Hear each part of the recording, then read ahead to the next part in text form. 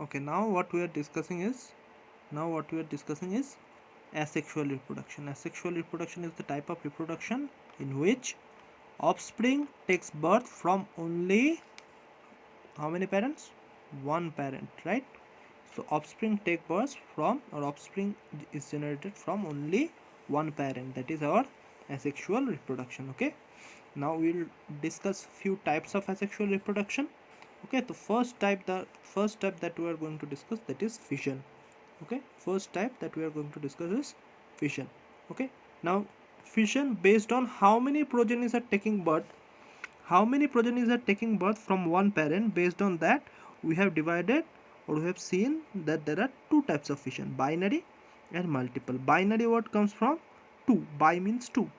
So when one parent, okay, when one parent or one unicellular, this is seen in case of unicellular, mostly in case of unicellular organisms. Okay, in case of binary fission, what happens, that one parent divides into two progenies. Okay, from one parent you are getting two progenies. Suppose this is one amoeba, it is going through mitosis, and you are getting two amoebas. So one parent dividing into two progenies, that is our binary fission. Okay, now the organisms which show binary fission, they're called as immortal. Why they are called as immortal? Suppose this is one amoeba. Okay, this one amoeba divides into two. This two amoeba, again one of them divides into two. Suppose this one also divides into two.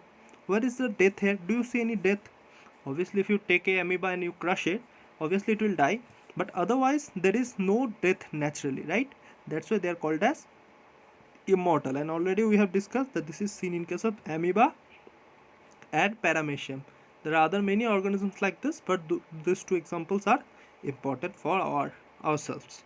Okay, next is multiple fission. In multiple fission, what happens, that one organism divides into several organisms. So what is happening? First, this is seen in case of plasmodium. First karyokinesis takes place. Okay, many nucleus are formed here. Okay, when many nucleus are formed here, then they are surrounded by their own cytoplasm. And again, this mother, the the parent then bursts, and the small plasmodiums, they come out. Okay, so one plasmodium giving birth to many progenies. Okay, many progenies we can see that is formed from one. That's why it is known as multiple fission. Okay, so based on number of progenies that will be formed, we have divided fission.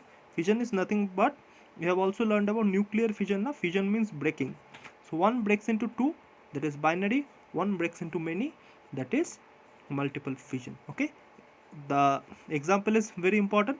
Amoeba, paramecium is example of binary fission, and plasmodium is example of multiple fission. Next we will talk about budding.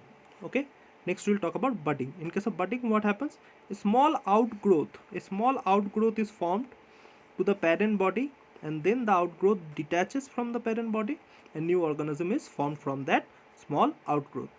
Now budding can be of two types: exogenous and endogenous. Difference between exogenous and endogenous is nothing but when this small bud is formed inside the organism's body. Okay, when the small bud is, suppose this is the organism's body, and small bud is formed here, then it is called as endogenous.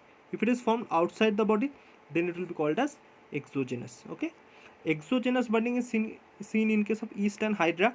Look, a small bud is formed here, it will grow, and when it can survive on its own, it will detach from its parent body and it will survive. So from one organism you are getting two organisms, but here the bird is formed outside the hydra's body. That's why we are calling it as exogenous budding. Okay, two types of budding: exogenous and endogenous. Endogenous budding, it is inside the body, we have already said, right? Endogenous budding is seen in case of spongilla. The special thing about spongilla is the only freshwater sponge. Spongilla is the only freshwater sponge. Okay. In case of Spongilla, what happens? Look, suppose this is the body of the Spongilla, porous body. We know one big pore on the top, that is known as osculum, and small pores that are known as ostia. Look, a small pore, a small bud is formed inside the body, right? The small bud is known as gemmules, and this gemmules will later on give rise to new spongilla. Okay, so this is called as endogenous budding. So two types of budding, exogenous and endogenous. Based on what they are classified? Based on where this bud is growing. Is it growing outside the body? If yes, then it is exogenous. If it is growing inside the body, then it is endogenous. The examples are also important. Exogenous examples are yeast and hydra. Endogenous example is spongilla, that is the only freshwater sponge. Okay, and the bud is called as gemmules.